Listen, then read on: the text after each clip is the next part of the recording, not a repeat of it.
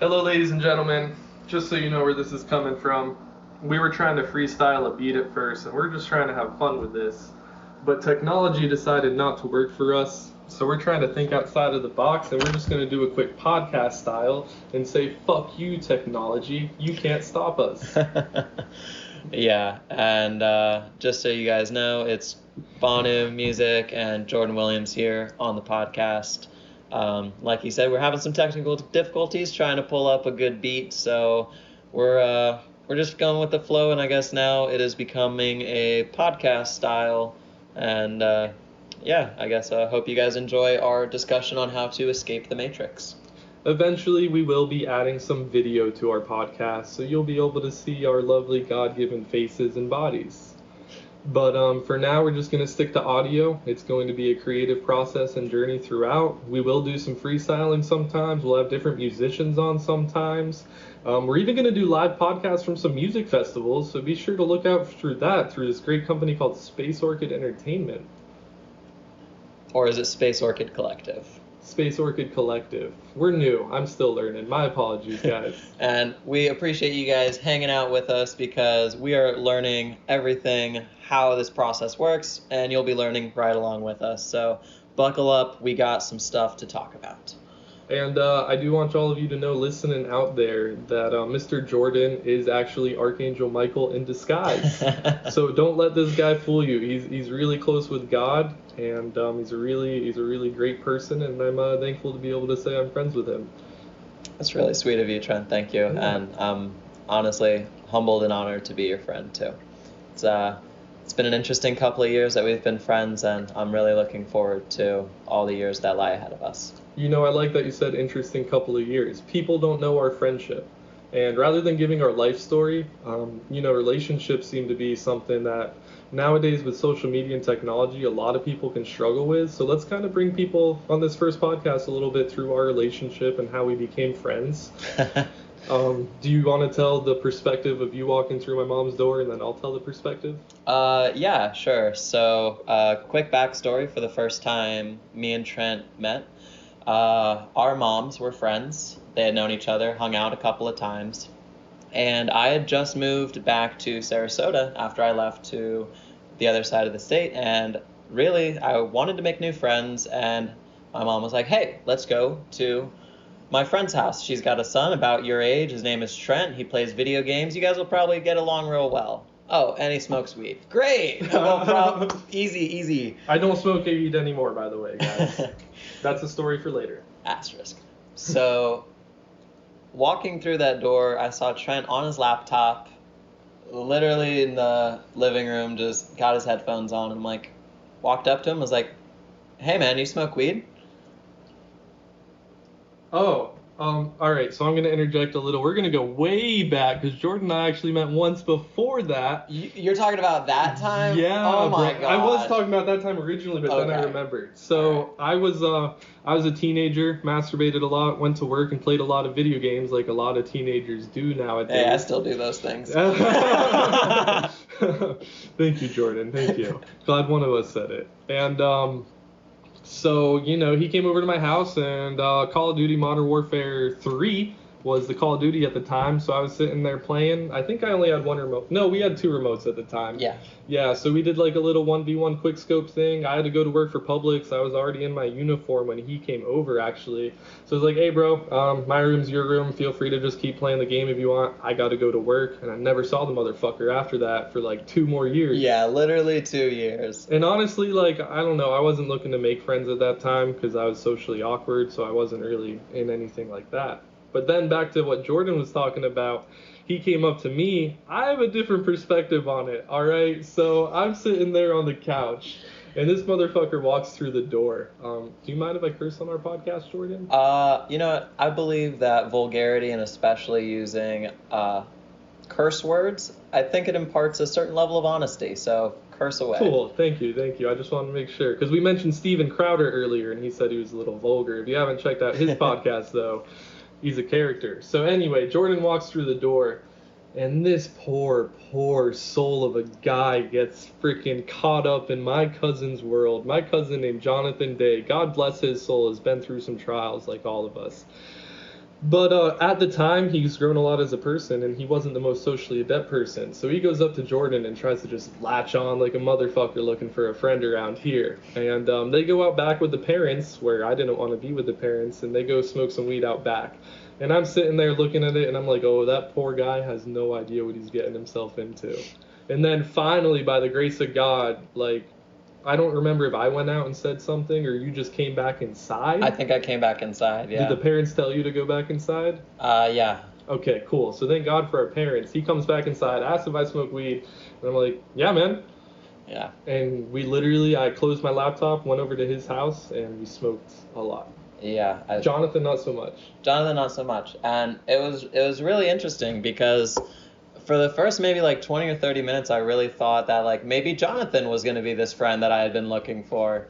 But I don't know. I just have this filtering for like friends. And after we went back to my house and smoked, it really didn't feel like that connection with him. I was more just like, all right, here's Trent. He's a little quiet. He's got some stuff going on upstairs. I can see that. I just want to dig into that a little bit more. And honestly, it was the curiosity about you that really sparked, I think, my motivation to be your friend. Well, thank you, bud. I appreciate that. And speaking about my drawing of curiosity, if you haven't checked out the book, The Art of Seduction by Mr. Robert Greene, that is going to help you a lot in life. My curiosity is something that I actually do play off. I like to think of myself as the star archetype with a blend of other archetypes. And, that's what a lot of Hollywood actors are about, a lot of famous artists and all that type of stuff. But it also goes down to your everyday average Joe. So if you haven't checked out The Art of Seduction by Robert Greene, I highly recommend you do that. It's going to help you progress a lot in life and do a little bit of self-discovery as well. That's a great segue into describing our relationships. Exactly. I'm going to grab the blueberries. Do you mind? Go for it. So, Trent and I feel like, at least from my perspective, we have joined each other on a pretty magical and wonderful journey of self-discovery, to say the least. Sometimes terrifying, but that is all love and...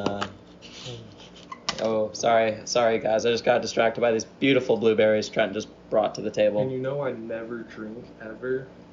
I'm aware.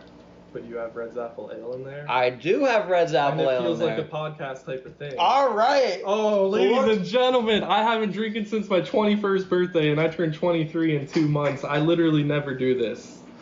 Literally never do this. But something just feels right about the vibe tonight, so... Dude, the only reason I even have these in the fridge is because on election night, I plan to have a watch party that nobody showed up to. Aw, you didn't invite me. Well, to be fair... I am in Tampa. He is in Tampa, and while at the end of the day, y'all could say, well, that's not terribly far away, but like... We're busy fucking people. We're busy people, man, yeah. And... honestly, at the end of the day, time is your limiting factor, so... Because we're trapped by this matrix we're trying to escape with, starting with this podcast! Yes! And, alright, cheers. Cheers, buddy, to great things. Oh, yeah. That's crisp and refreshing. Nice Red's Apple Ale. A little sweet, too. I like it. It reminds me of apple juice. Yeah, literally just alcoholic apple juice. Alright, Jordan, back to you. Alright, so... on our path towards self-discovery and kind of getting back into our relationship a little bit so you guys can get an understanding of who we are, and that way the rest of our podcast episodes will maybe impart a little more meaning on you guys if you understand where we're coming from first. And like we said, we've only been friends for a couple years, really. Like, it's really only been like maybe 4? In between 4 to 5. In between 4 and 5, but yeah. It's... At risk of sounding cliche, it's felt like a lifetime. Yes. And part of that is probably because of our psychedelic experiences together. I would strongly agree. There's not too many people I've shared as many psychedelic trips with as you.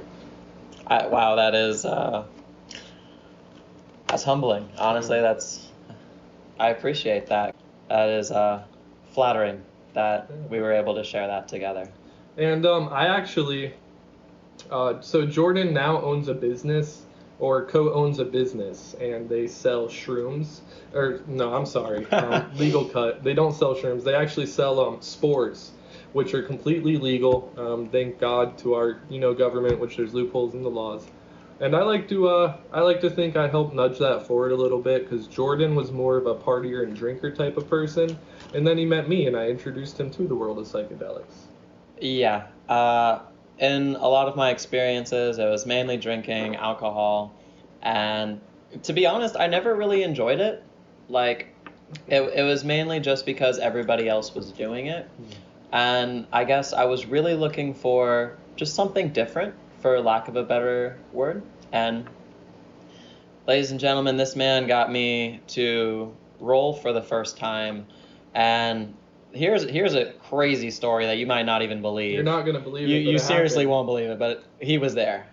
And I wanted to go to a club and do ecstasy, just like anybody does when they're 18 and has a bunch of friends who party, as I did in high school. And I wanted to do it at home first, kind of be safe and see how it affected me. And I really tried to be mature about it. And we went, picked some up, and I think you can attest it was the real deal. Jordan, we didn't pick up some. We picked up a fucking quarter ounce of MDMA. See, I was not as aware of everything that was going on at the time as Trent was, because he was... I was pushing some weight, ladies and gentlemen. Yeah, Trent was the man. Not anymore, though. Not anymore. And I tell you what, I took a rock, wrapped it up in toilet paper, and just down the hatch. You parachuted it. Literally, yeah, parachuted it. And I waited, and I waited, and we waited some more. And we waited about 4 hours, and we were like, fuck it, let's go to the gym. Went to the gym. Keep in mind, one phrase came out of this, and I told Jordan to loosen his asshole. Yeah. Because I was tight rimming that shit. So he had also just moved over from Melbourne, where he lived with his dad for most of his life. So it was a new town, new people. He's trying to portray the right image coming over here too. Yeah, and I really do think it was some sort of mental block that did not allow me to experience the chemicals that I had ingested. Literally, something inside of my brain was like, you need to maintain control. And that control was paraphrased as an asshole. So I needed to loosen my asshole and kind of give up that control in order to experience it. And dude, literally it was like 6 hours after I had dropped. No joke. No joke, like 6 hours, 6 full hours after I dropped. I think getting his blood flowing at the gym might have helped, but at this point in my life, I have no explanation for what took him so long. It's unheard of. And literally, if you weren't there to experience that, I wouldn't have believed you wouldn't have believed me either. You. There wouldn't have, dude. I tell people this story, and they're like, I don't believe you. And I'm like, I have somebody who was there. Yeah. And dude, even the dealer that we got it from, we saw him at the club like a year ago. He who shall be nameless. Of course. And literally just... he didn't believe it either. The guy who gave us the rocks did not believe it. Yeah. And as soon as you spoke up and you're like, no, dude, seriously, he was like, well, shit, I've literally never heard of that happening. Yeah. So, ladies and gentlemen out there, if you're listening to this and you've had a similar experience or you know a friend who's had one, please drop us a comment, because I'm really interested to see if anybody else has had a similar experience. Yeah, absolutely insane.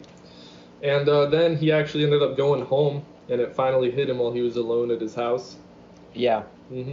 And I gotta say, experiencing my first MDMA trip alone in the comfort of my own home was blissful, to say the least, but very powerful at the same time.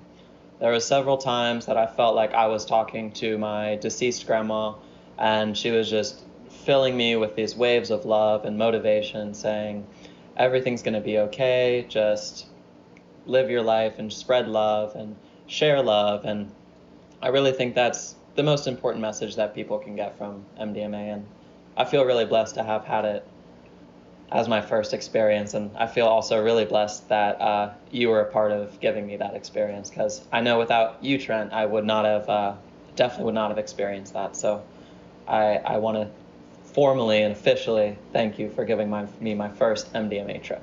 Oh, it's my pleasure. I'm all about letting people try psychs for the first time under the proper guidance, or not even guidance, but proper knowledge, and empathogens and all the like. They're great tools. So, then, like I said, Jordan mainly grew up over in Melbourne. So I was born and raised in Sarasota, Florida, Venice, Florida area. Hopped back and forth between the two. Okay, can I interject here real quick? Yeah, of course. This is where the story gets a little funny, because I actually used to live in Sarasota too. That's right. Before I moved over to Melbourne. So I think at one point we were living maybe like 2 miles away from each other, and didn't even know it until obviously we had become friends a little bit later. So it's just kind of interesting that I was living literally a few miles down the road from you, and then when I finally moved back, we somehow connected, which is really interesting. Go ahead, though. And ladies and gentlemen, God works in mysterious ways. Everything happens at the right time, at the right place. You just got to maintain faith even when your head's hanging down low. So I asked Jordan if he had ever been to Mayaca State Park, which if you've ever never been to Florida or Sarasota and you do, I highly recommend going checking out. It's a beautiful natural view of what Florida is OG, what it looks like, palm fronds, forests, swamps, and all that kind of stuff. Gators. Oh, gators, exactly. So they have a lake area, and back in that lake area, there's at least 500 alligators. And you're allowed to either A, take an airboat ride, go tour Mayaca River. Google Maps it. It's absolutely incredible. Or you can go ahead and you can canoe in water with the alligators. And I was pretty sure Jordan told me he had never done that before. Never. And if you're not from here, I know it might sound crazy, right? Getting in alligator-infested waters. But I did it all the time as a child with my dad. So obviously as a child with your parents, you feel safe. And it was just something that I kind of grew up around, alligators and everything. Quick sidestep, there was actually a time whenever I tried acid for the first time, which I think was actually 2C or 25I or something, because it tasted bitter, and I laid down in my community and laid in front of within 10 feet of 3 full-grown alligators and just connected with them. I think alligators might be part of my spirit animal. So Jordan and I, we go out to Mayaca River State Park, and we get some canoes, and we bring some joints with us. So we're just booling like some boys out in nature, though. We were always really connected outside in nature, and that was a really driving part. So oddly enough, and I had never had this happen in my life, and it never happened again to this date, it, I guess, was dragonfly mating season. Dude, it had to be something, man, because they were on top of each other like I have literally never seen before. Literally. Not by the dozens. Not figuratively, ladies and gentlemen. Literally. Like, they would land on our arm while fucking each other. Yeah, it was honestly unreal. I felt a little violated sometimes. Yeah. But absolutely. But I was happy to play a part in nature's growth. If they wanted to reproduce on my arm, they could do it for a short while. Well, and it's interesting because I feel like the events that happen around you, everything happens for a reason. It was almost symbolic. Like, I've hung out with other people before and had interesting symbolism come up too, and that's time for another time. But I don't know. It just like, mating, reproduction, a new beginning. A new beginning, yeah. A new beginning. I can appreciate the symbology in that, definitely. And I think in a way it definitely was symbolizing a new beginning for us, and a friendship that neither of us really knew where it would take us in the moment, but I think the dragonflies knew that something big was happening. Absolutely. Yeah. And I think we should talk about our first festival, because that was honestly, in my opinion, one of the things that brought us together, and really like cemented that friendship. Mm-hmm. I had never done acid before, ladies and gentlemen. Let's go back to getting you the ticket. Okay, all right, we can go to there. So, Jordan, did not have the money at the time to buy a ticket to the EDC Orlando. And keep in mind, we'd probably been friends for about a month. About a month. And I was like, I'm taking a gamble on this character. All right, this guy This right guy. here. I got a good feeling here. So there's I think it's called Radiate, is the EDM based festival app. Yes. So I was on Radiate, and I matched with this girl named Celeste, who is now a dancer at the Ritz and Ybor. Celeste, if you ever hear this, what's up? I hope all's doing well. And so I matched with her, and she lived up in Tampa, which I had a feeling I'm going to live here one day when we went up there to Riverwalk, Tampa. So we drive all the way up to Tampa, about an hour and 15 minutes from where we live. And so Jordan did pay me back, but I went ahead and I bought him his ticket for EDC Orlando so we could all go to our first festival together, because there wasn't anyone else I wanted to go with like him. And that's really saying something, because we were going with Trent's older brother and I think fiance at the time. And obviously he felt really comfortable with his brother, and I felt pretty honored that I was included in that ring. I very seldom in my life had been shown such hospitality in groups, and that really it really helped, you know. That hospitality really helped give me a sense of community. I'm just trying to get this quick enough. Sorry, we're about to go live on Instagram, and so that's kind of just what's doing that. We can always edit some vocals out. Yeah, that's okay. We're gonna try and keep it as unedited as possible, though. Yeah, it should be raw. Yeah, I really appreciate the raw commentary, because we're humans. We gaff. We make, verbal mistakes every now and again. So, like, why not show those? Because honestly, guys, we all make mistakes. We all gaff. We all do things that are laughable. So why not laugh at ourselves while we do it? And I would love it if you guys laughed along with us. We're only human. We are only human. This is true. Or so some people think. Yeah. So, well, some of us are human. Some of us are cyborgs and aliens and all that. I'm a giraffe. I'm an attack helicopter.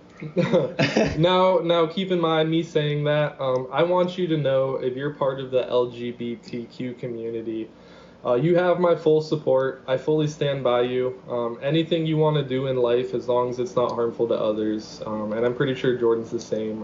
I support you. It's your life. I want you to be happy. It's nothing but love from us here. But we will poke fun at jokes just to raise awareness sometimes. Absolutely. And one of our friends actually came out to us as trans in our living room, actually. Oh, I'm not friends with that person anymore. That's okay. Regardless, though, when they did come out to us, I felt like the fact that we were supportive in their coming out was definitely representative of how we truly feel about people.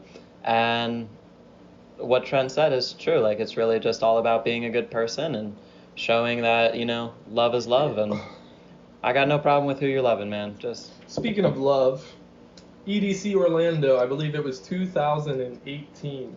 What up, IG Live? We're here recording our first podcast all about escaping the Matrix. It's going to go on YouTube, so I'll let you know. But back to this.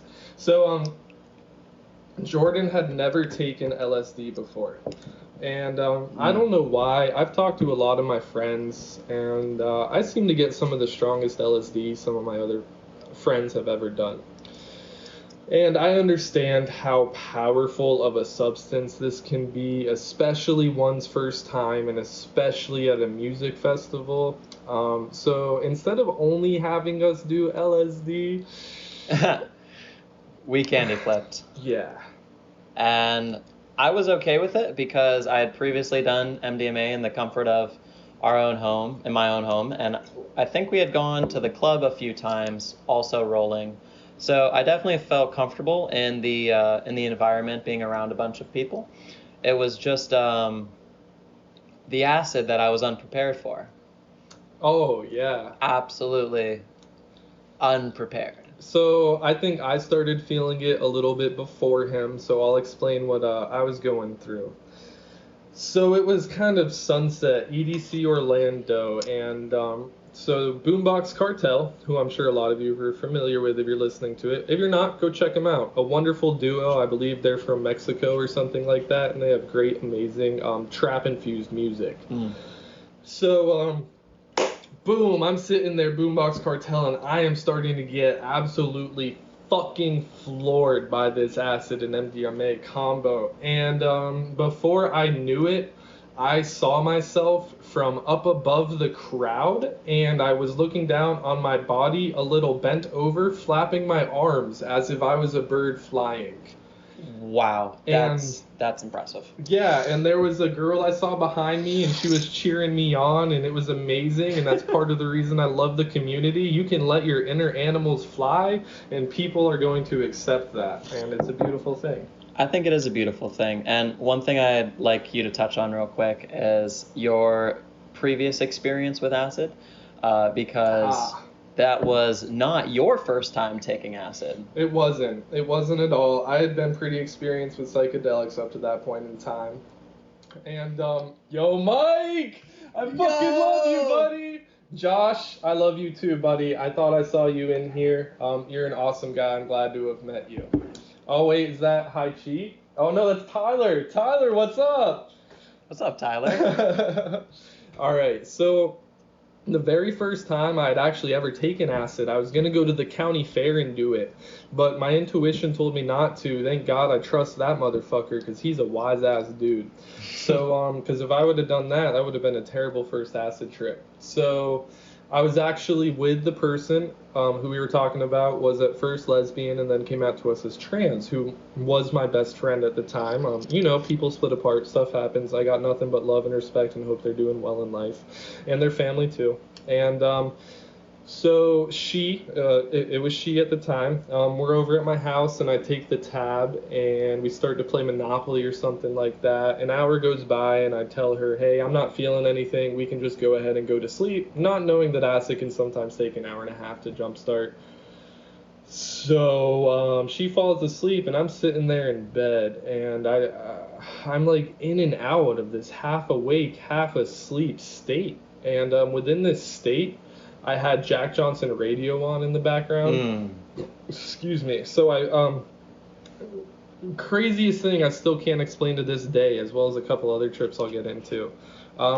I closed my eyes and I was transported to this wonderful Hawaiian beach vacation where I was in one chair and I had chairs set up around me and beautiful women were around me. I was in what I would call my own paradise. So I'm looking out, I'm on this incredible crescent moon white sand with a gorgeous display. Oh yeah, a gorgeous display of just serene, peaceful, calm blue crystal waters in front of me. And then if you were to look over to your right, there was just absolutely gigantic cascades of mountains with beautiful, luscious rainforests crawling up the sides of the mountains looking for life at the light. So then if you looked over to your left, there was an incredible arc. And what surrounded this arc was just a beautiful rock, you know, like a cliffside type of rock. And there was a big hole in the top of it you could jump through. And while I was sitting there, it was like from all around, there was that Jack Johnson radio playing. And I kid you not, I only heard 3 songs play. One was Jack Johnson, another was Over the Rainbow by that Rest in Peace Hawaiian guy, and then there was one other. And through 3 songs playing, I somehow transported 12 hours. Wow. While only hearing 3 songs play, and then I opened my eyes after what I thought was 3 songs playing, and the sun was up. So, needless to say, ladies and gentlemen, Trent has had his experience with acid. That was my first one. That was his first one. I've had probably about 50 trips so far if I had to ballpark on acid alone. So, this was all before EDC, and just to give you guys an idea, Trent definitely was more experienced in acid than me, so that is why I trusted Trent so much to give me my first LSD trip in a music festival environment. Because I knew this man was experienced. I knew he would not lead me astray. I knew that he had my well-being at the heart of everything. Honestly, I trusted that he would not have taken me to a place that would have been unsafe, and that really gave me the confidence. Never knowingly, at least. Yeah. I go to yeah. I just want to let you know, you gave me the confidence to take LSD at my first festival, and I'm so glad that you gave that to me, because to this day it is one of the strongest feelings and just everything that I've ever felt, and it was an amazing experience, and I'm so glad that you were a part of that. I'm blessed to have shared it with you. So. And we did meet up with that beautiful girl, Celeste, I was talking about earlier. We did. At the festival. Yeah. And at that point, my brother and his fiance had separated from us. We were going to meet back somewhere at a certain time. Dude, and both of our phones were about to die. Shocker, right? Festival life, you know exactly what we're talking about if you've been through it before. Yeah. Who doesn't love getting separated from their group to go out and find new? And then have your phones almost die, basically. Mm-hmm. And because there was so many people in the area, our phones weren't even working because so many people were trying to send text messages and call people. Mm-hmm. And literally we're just standing there next to some lockers, and out of nowhere your brother and his fiance at the time come up and they're like, "Hey guys, you ready to go?" And we're like, shit! Well, and Jordan the whole time not quite tapping into the unknown quite yet, I would say. He kept telling me how worried he was we were going to find him. And I was like, "Hey, buddy, don't worry about it. We're going to find him. It'll be all right. We're going to find him. It's just going to happen like it's supposed to." Yeah. And sure enough, we did. And I think that might have been a nod towards some of his first steps into the unknown, too. Definitely. Because I had no idea where we were staying, what the address was, how were we getting home. Nope. Like, all of these anxieties were just rushing in and just really just pelting me. And Trent really stayed the course, and he was like, "Nah, bro, it's gonna be okay." And honestly, it was perfectly okay. Everything worked out great. And trust in the universe, ladies and gentlemen. Yeah, trust in the universe, and trust in good friends too, because trust in good friends and trust in yourself too. Yeah. Yeah. This guy did not lead me astray. No. Not yet, at least. We still got a lot of exploring to do. I'm going to try my hardest not to, as I expect Hebo with me, too. But, life's unexpected. There's some crazy journeys out there. You never know what's going to happen. There are some crazy journeys. And before we move on from our first music festival together, I just want to touch on a quick story that happened while we were there. I hope you touch on the snakes. I was going to touch on the snakes, because the snakes lead into the water bottle story. Oh my goodness.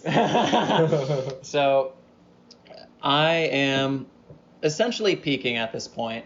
We had just left, I forget what set it was, I think it was Yellow Claw. Yeah. And Yellow Claw was definitely my come up and my peak, where you saw the, so EDC is held right outside of a giant soccer stadium. So I could see all the different levels of the soccer stadium building up over us. And when I looked over to our right at the stadium, I saw one mass that was just moving in tandem. This entire stadium was wiggling in front of my eyes. I had never before had such intense visual distortions as this. Literally an entire stadium was waving in the wind like it was a fucking tree. And ladies and gentlemen, in my defense, I know someone's first time doing LSD shouldn't be candy flipping, but given the circumstances of being at a festival, I understood the effects of MDMA, and somebody that has never experienced with acid might get a little concerned with their reality changing right before their eyes in ways they're not used to, and I knew MDMA would make him a little more accepting of that. And I definitely was accepting. I thought it was fucking cool. Yes. I was like, what? It is cool. Very cool. And after we left that set, I was... about the water bottle. Getting to that. Okay. Getting to that. After we left the set, we were headed to the bathrooms. And on our way to the bathrooms, all along the ground was just these cracks of like white bright light snakes just writhing in the ground and moving around. If I were to try to give you a visualization of what I saw, think of a bunch of squiggly lines on a white piece of paper, and all those squiggly lines were just bright as fuck and in a rainbow of colors that was just spiraling among themselves. And I was just flabbergasted, man. Honestly, I'd never seen anything like that. And after I used the bathroom, came out, and I just wanted some water. And I'm pretty sure you dropped the water bottle and all the water spilled out, or so I thought. And you grabbed the water bottle, handed it to me, and you're like, no, bro, I just refilled it. I'm like, what? He's like, yeah, bro, I just refilled it. Go ahead, take a drink. And he shook it. I shook it, and there was water in there. Literally after I had just witnessed the water bottle fall out and all the water pour on the ground. I shook it, and I felt the weight of the water inside of the water bottle. Now, mind you, this water bottle was not see-through, okay? So I had no idea of knowing whether or not there was water in it or not. And as soon as I put my lips to the bottle, tilted it all the way up, I felt water go down my throat. Hand to God, I swear to God, I drank water out of an empty bottle that night. And I still don't know how it happened, but I felt the sensation of the water go down my throat. I felt it fill my stomach, and moments before, I witnessed it all come out on the ground. And I have no explanation for how I felt water going down my throat out of an empty bottle, but lo and behold, I have that experience of wonderment and amazement, and that'll stick with me forever. And folks, I have a little bit of an explanation for that. I am into what's called chaos magic. I don't know if you ever heard of it. So, sometimes I try shit and it works. Sometimes I try shit and it doesn't. And that's that.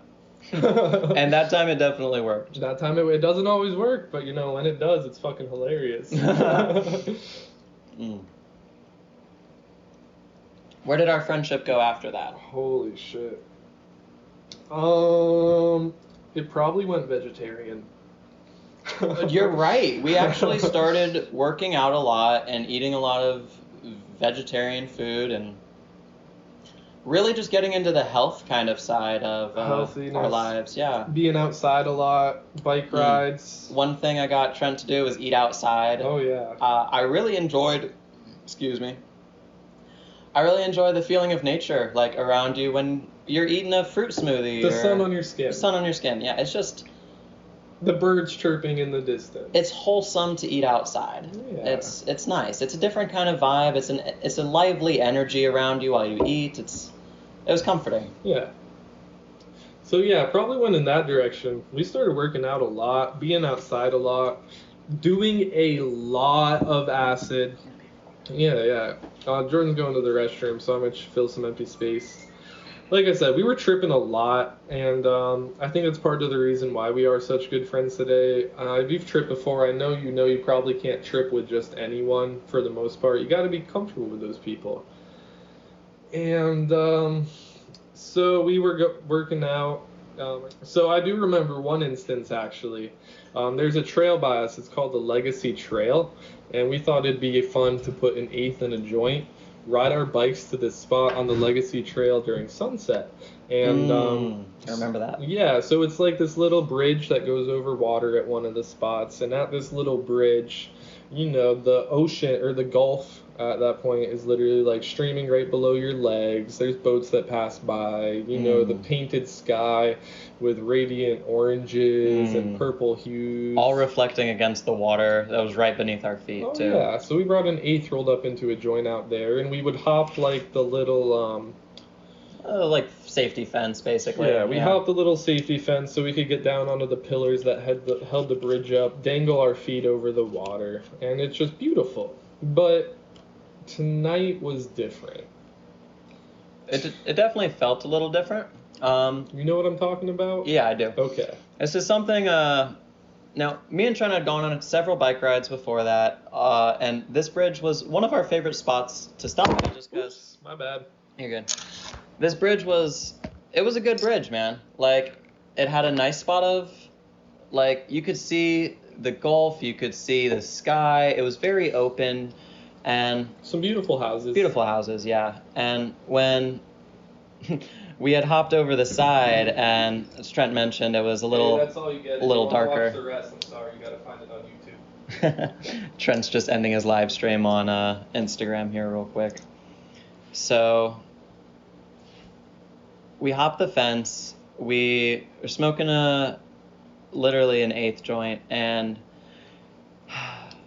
we had been out to this spot before, but there's something special about this night where once the stars were in the sky, it was like, oh, we were listening to a song at that point too. Yep. So we were listening to music, smoking a joint, and at this one point in the song, it was like, level up, like almost like a video game. Do you remember? That was one part. Level up was one part. Level up was one part, and then Congratulations, you won. You won. And you know, folks, you know what? That's a song, and that could have happened. But it was the circumstances surrounding it that really made this so much different.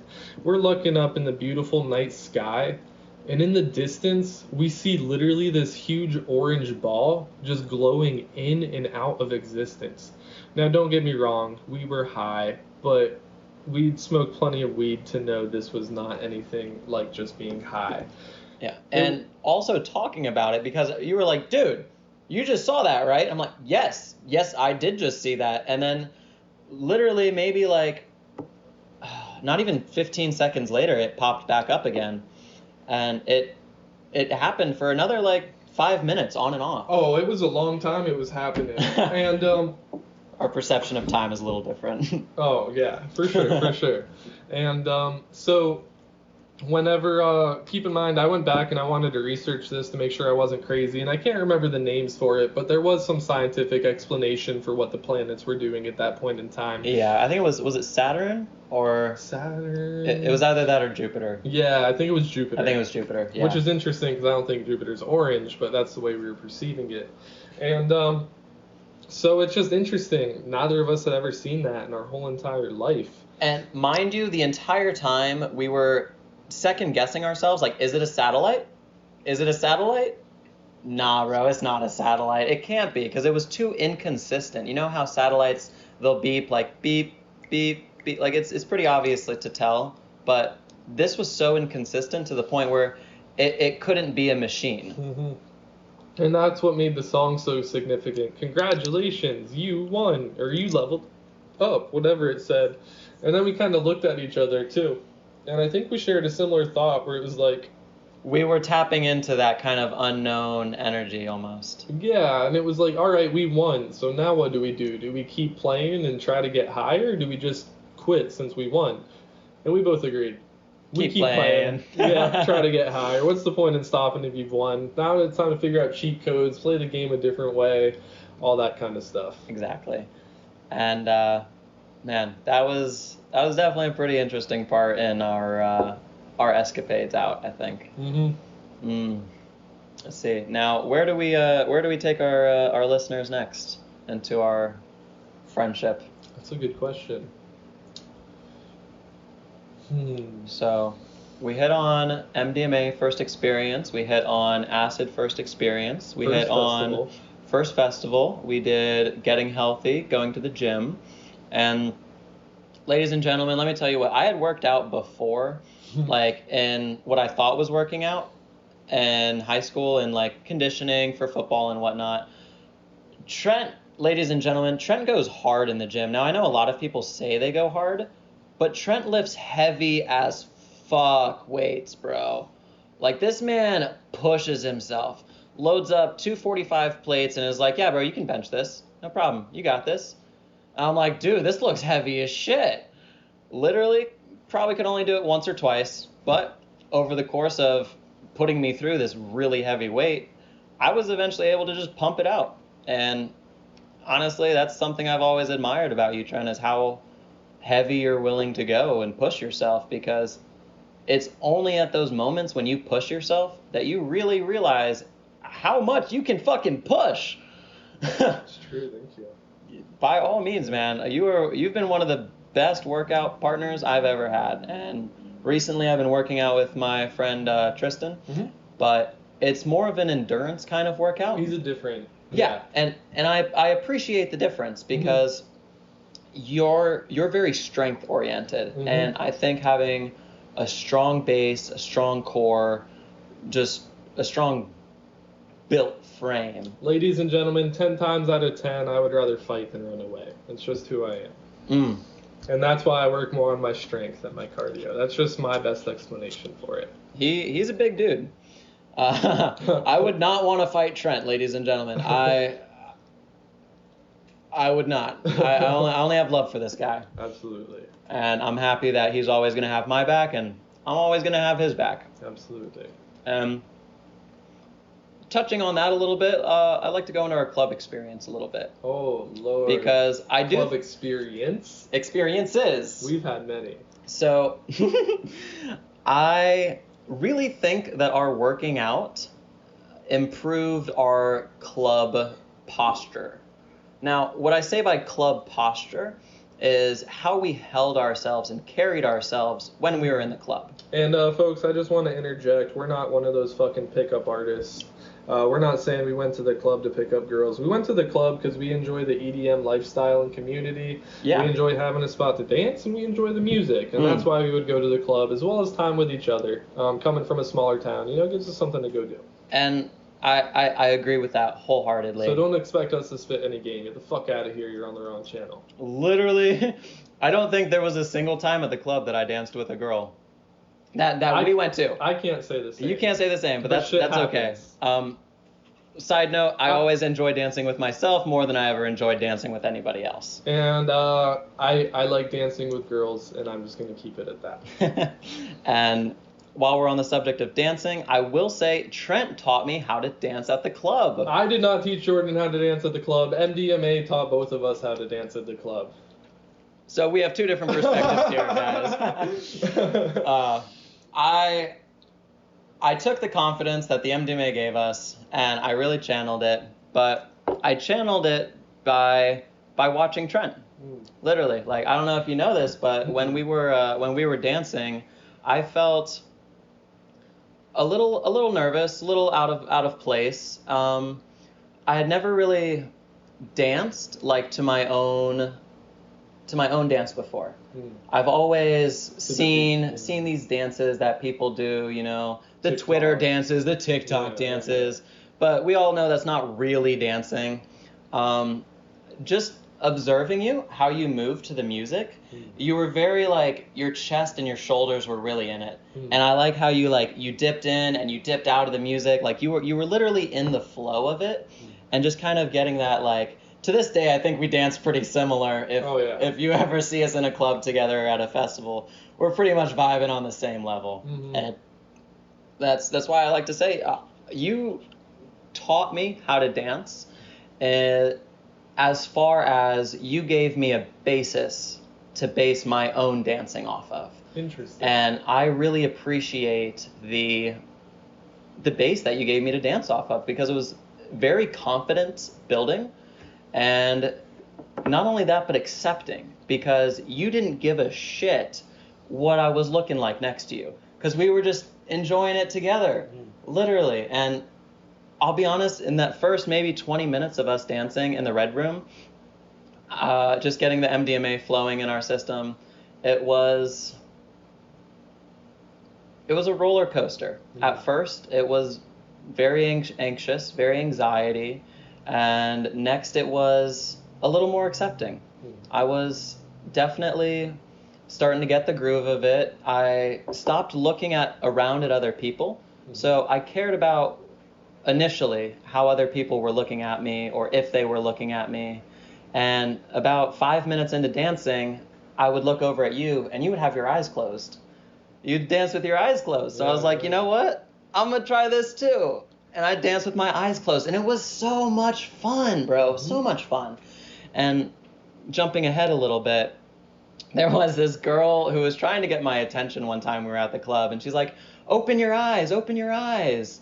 I'm like, nah, man, it's way more fun with my eyes closed to dance. Yeah. And that brings me to another time that I thought he was just going to mention. We were driving up to the club one night, and I think this really helps kind of cement that idea into Jordan's head. So Jordan wears glasses. I do, all the time. But not this time. Oh, this is a good story. And it didn't happen this time because he decided to stick his head out of the window while we're doing 75 miles per hour on the highway up to the club up in Tampa. Okay, well, I had to cough. I'm pretty sure. We were smoking on the way up. Bro, you stuck your head out like a dog. All right. Well, I'm not disagreeing with No, that. for sure. I'm just giving context. We were smoking on the way up to the club, that's been our normal process, I feel like. Yeah. And through smoking, there's this weird thing that happens to me, ladies and gentlemen, where my mouth will flood with saliva. I have no control over it, but whenever I smoke, my mouth floods with saliva. Most people get dry mouth. I get super wet mouth. Mm-hmm. And again, if any of you guys have any experience with this, please drop a comment, because I always love hearing how people have similar experiences, because I feel like it doesn't happen that often. And we were smoking, mouth filled with saliva, rolled the window down, stuck my face out, spit my spit out, and off came my glasses, 75 miles an hour. Already halfway to Tampa, too far to turn around, get my spare. So I said, fuck it. We keep going. And that entire night, I was essentially blind. But I think it was one of the best times I had ever had at a club. Exactly. Literally taking my sense of sight away gave me a new perspective of going to the club. Mm-hmm. And I think we did well that night. We did do well that night. Was that night? I was that night. Oh. We had went into the club, ladies and gentlemen, with sweaters. Do you remember? Yeah, Jackets. Absolutely, I remember. And it was cold. It was cold outside, man. And keep in mind, when you're going to the club and you dance and get all sweaty, it's a cold walk back to the car too. It is. And we get to the club and we're dancing in our hoodies. And dude, it gets hot quick when you're dancing in a room with hundreds of people. Mm-hmm. So what do? Take them shits off, wrap it around our waist, tie it, and I was wearing this shirt. You were wearing that shirt, jacked on juice. Shirt, yeah. Sorry, ladies and gentlemen, just reminiscing there for a second. We were chilling on the bass wall. Bunch of bass heads we were. Dude, I love that bass wall. It was literally like, if you have your back against a bass wall, it's like getting a massage. Yeah, and this bass wall we were at that point in time was like 8 to 10 feet tall. So you could literally walk up to it. I forgot about that, yeah. So like I would walk up to it, put my back to it, prop a leg up, and just be straight chilling with my eyes closed pretty much. Like straight vibing to the music. And like at this night I remember, like I felt like the bass had pushed my soul out of my body and I could just walk around the room, you know, some astral projection type of shit. But out of nowhere comes up a literal model. Models. Plural. That's true. We didn't know at the time they were models. Had no idea. But they were definitely cute. Definitely cute. And cute is putting it very mildly, ladies and gentlemen. Yeah. Like we had our jackets tied around our waist. We looked like losers, man. Yeah, and we did. Like, what? Straight chilling. Yeah. And they actually invited us to go out and party with them afterwards out at the Sunshine Skyway State Pier. Yes, they did. We got invited to go party with some models. And we turned it down. Okay, we did, but I think that was also a night that your car... Yeah. Yeah. The radiator was leaking fluid. Yep. Oh my god, that was that night. Was all in that night. I know! Holy shit. So we're leaving the club, coming back, and we actually ended up taking like acid that night or something. We did. Yeah, so we were tripping. And the exit is exit 246 Apollo Beach exit in Tampa, Florida. So we're driving, or Oh, no, wait, sorry, that was Chami. Okay, yeah, I was Chami. Sorry, different one. Sometimes. Right, different night. But whatever. So anyway, on this night, my radiator was still acting up on that night, so we couldn't go anyway. But on this night, it was Chami and his like tear down the church tour or something. Yeah, like it was a weird house. Yeah, it was weird. Yeah. We were just getting out of the house. Not a big fan. Sorry, Chami. No offense, bro. But so also they had a lot of production issues. Like there was at least a solid 10 minutes where there was no music playing, Like nobody on stage. It was just all dark. It was super weird vibes. Yeah, weird vibes. So then we're going to, I mean, we're tripping too, so everything's a little weird. But then we're driving back, and my car's having radiator issues, all right? And we had known about them before because that's why we didn't go hang out with the models. Yeah, and don't think I'm a scumbag, but I didn't have insurance on my car. To the point where, like, my license wasn't technically, like, valid anymore, and I wasn't supposed to be driving my car, but I'm not really... I didn't know that, for the record. Jordan didn't know that. Trent did not fill me in on his driving history or record. I mean, I'm a fine driver, don't get me wrong. I just, I don't believe in everything that I'm told to do, per se. But anyway, so keep in mind my license technically isn't valid and the truck's not supposed to be driving. So we're driving back on the interstate, and out of nowhere, the lights shut off and the car just stops driving. Literally. And luckily, we were right on an exit, too. Yeah. So it was the Apollo Beach exit, which there is nothing there, bro. Literally nothing there. And literally, as his car is dying, we take this exit ramp, and we're going back and forth. Do we keep driving? Do we take the exit ramp? Do we keep driving? Do we take the exit ramp? We're like, take the exit ramp. Yeah. So we get off the exit ramp, and you know how, like, when you're getting off the highway and there's, like, a fork, there's one way to go left and one way to go right.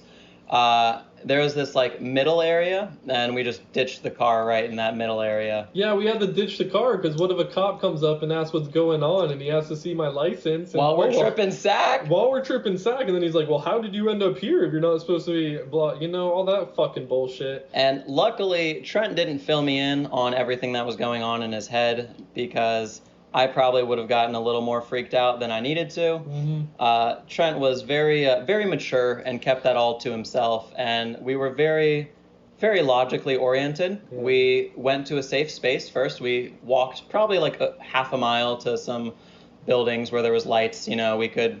Don't drive on acid. Don't be like... Yeah, don't do that. And we were still spooking when we were walking from the car to go somewhere safe. We had a bowl on us. We had a bowl on us because we didn't want to leave it in the car.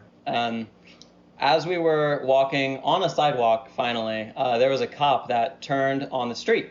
And we just got sketched, man. As soon as we saw a cop, threw the bowl, chucked it, just started sprinting. And honestly, the cop probably never paid us any mind. No, he probably never even saw us. He probably never even saw us, yeah. But because we were such in a heightened state, we just chucked the bowl, it was a ran. bowl. It was a turtle bowl. It was James, yeah. Sorry, James. Sorry, James. And hunkered down outside of this, just like a strip mall, really. Called the AAA, I think you had. I had yeah, thanks, Grandma. I had AAA for Christmas. So, thank you, Grandma. Yeah, we got free towing within like 60 or 70 miles. Yes, and literally, this man came, picked us up. 3:30 in the morning. 3:30 in the morning, two kids tripping sack, loads his car onto the fucking... What is it? Tow truck. Yeah. We pile in, you know. Trent gets the good seat against the window. I get the seat in the middle between him and the truck driver, which I didn't mind. But he was smoking, so I minded a little bit. Yeah, and it was cold. The windows were down. We were fucking exhausted. And this tow truck driver, as nice as he was, wanted to keep talking to us. And I was like sitting there passing out. Literally same. He was just trying to keep himself awake, probably. That's what I was just thinking, too. Which... now looking back, I can appreciate it. And you were very mature too. He was like, "Hey man, do you guys mind if I smoke a cigarette?" You immediately said, "You know what, man? You picked us up at 3:30 in the morning. You got out of bed. You can do whatever you want." And when you said that, I was like, "Man, I know how much Trent doesn't like smoking, and right now he's gonna put up with it just because this guy is doing something nice for us. We're gonna do something nice for him and let him have his cigarette." Least we could do. Literally, least we could do. This man literally, in my opinion, saved us. Absolutely. Literally saved us. Our phones were dead. Our phones died. Yeah. I remember that. Yeah. Our last call was to AAA.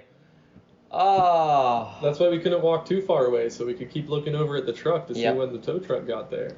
And lo and behold, as soon as we were literally walking up to the truck, as the tow truck was pulling up, like perfect timing. Yeah, we gave up on waiting around. Yeah, because we did not want to be hanging around while a tow truck driver was loading up our car. You know, it like had to be next to your car. Yeah. Yeah. So that was honestly, I'm so glad we got home, and I'm so glad, it's funny, I have AAA to this day because of that. So Shout out AAA, we're looking to AAA. sponsor anyone. Help get people home safe from the club when their car breaks down in the middle of nowhere. Yeah, crazy night. Dude, it really was a crazy night. Yeah. And we just passed an hour here. We're not Joe Rogan yet, so we're not going to go for 4.5 hours. I think that's a good stopping point. I think that's also a good stopping point. I think we shared some good stories with you guys. You got a little taste of our personalities, a little taste of our relationship, our friendship. And there might be a few edits in here, but it's mostly going to be raw and uncut, so I hope you guys enjoy listening. Thanks for listening to us on Escape the Matrix podcast. Episode 1, Season 1. Ooh, here we go.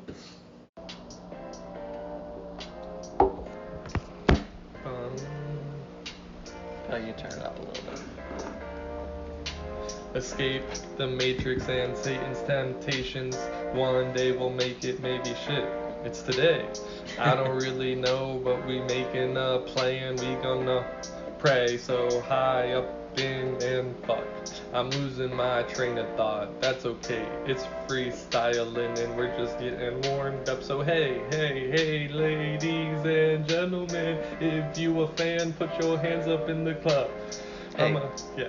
Hey, we're escaping the Matrix. What I'm saying is we're gonna leave this earth. We're going off in a rocket ship. We're gonna go out into space. Gonna find out what's in that kind of space. I hate when I rhyme space with space, but it's happening in your face. I don't know. Here we go, escape the Matrix. Hey. We can do it at the beat. Alright, cool.